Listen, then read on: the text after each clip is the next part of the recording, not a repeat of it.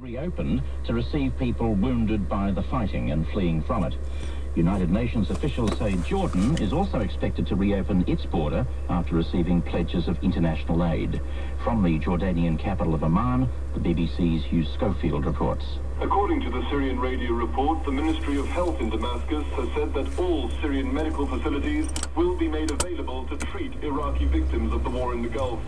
Some 30,000 Red Cross tents were ready in Cyprus to be shipped across when needed. A statement said Saddam Hussein had been mistaken to lead his country into a second useless war, but Iraqi lives were precious to Syria. Syria's 250-mile-long border with Iraq has been shut for 10 years now, a reflection of the relentless hostility between the two fascist regimes. If there's a mass flight from Iraq, however, for many evacuees it'll be the nearest safe haven, and the United Nations has been working with the government in Damascus to plan for the reception of up to 100,000 people. Similar plans have also been drawn up in other neighbouring countries. In Jordan, the United Nations reported that the crossing point at Ruwaishid, which was sealed last week to all but Jordanians, should be opened for all evacuees in the next 24 hours. Jordan had wanted clear-cut commitments that the cost of sheltering and transporting any influx of refugees would be met by the international community, and it appears that these undertakings have now been made. BBC's Hugh Schofield. American experts say Iraq could have as many as 70 mobile Scud missiles similar to those fired at Israel earlier today. Both the coalition forces and the Iraqis have entered the battle for Kuwait with missile attacks. Chris Nuttall reports from London on the missile war. More than 100 American Tomahawk cruise missiles were aimed at targets throughout Iraq in the opening salvos of the war on Thursday. Military analysts believe 90% hit within feet of their objectives after travelling hundreds of miles. Their sophisticated onboard computers steered powerful engines by mapping out the landscape they skimmed over. At the end of their flight, they became deadly 1,000-pound bombs. Iraq's version of the Soviet-made Scud-B missile, modified for longer range, seems primitive in comparison. It has a range of 300 miles, but is accurate within only 1,000 yards. The Allied forces were confident they could interfere with its guidance system, or intercept it with the American-made Patriot anti-ballistic missile. Their fears were further eased with the reported destruction of fixed missile launch pads on Thursday. But it seems that the Scuds that reached Israel were fired from mobile launchers mounted on the back of trucks, or from underground sites not located by surveillance. Although the Allies were able to track the missiles, the Patriots destroyed at least one, a number still fell on Israel. The Scud-Bs are not really suitable for chemical attacks and are better deployed with conventional warheads to cause terror and destruction in built-up areas. And that appears to have been the intention when Iraq fired them in the early hours of Friday. Chris Nuttall in London. And in this report from Saudi Arabia, Mark Lacey says the missile attacks emphasise the limitations of the massive airstrikes over the past 28 hours. It's been another night of intensive air attacks by Allied forces on targets throughout Iraq.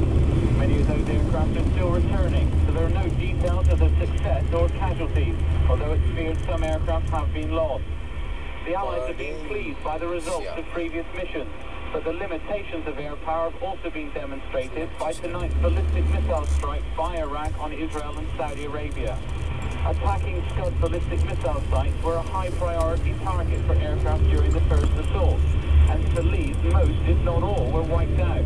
But Iraq also has an unknown number of mobile launchers, far more difficult to find and destroy.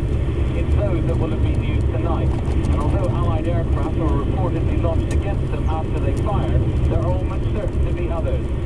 Military sources in Washington say that the Scud missile launched against an airfield in eastern Saudi Arabia was intercepted and destroyed by an American Patriot surface-to-air missile, and the advanced Patriot is the only realistic defense against the Scud after it's launched. The attack bears out warnings by military commanders against over-optimism. The fact is, the Allied attack has been remarkably successful, but a military machine the size of Iraq cannot be rendered completely ineffective in just a few days, demonstrating why the Allied airstrikes continue to be so intensive. Mark Lacey in Saudi Arabia. And now we cross to America's ABC network, where Israel's Deputy Foreign Minister, Benjamin Netanyahu, has just spoken to ABC's anchor Ted Koppel with an assessment of the damage from Iraq's attack on Israel and a forecast of how Israel might react. Well, I think your description, Ted, is correct.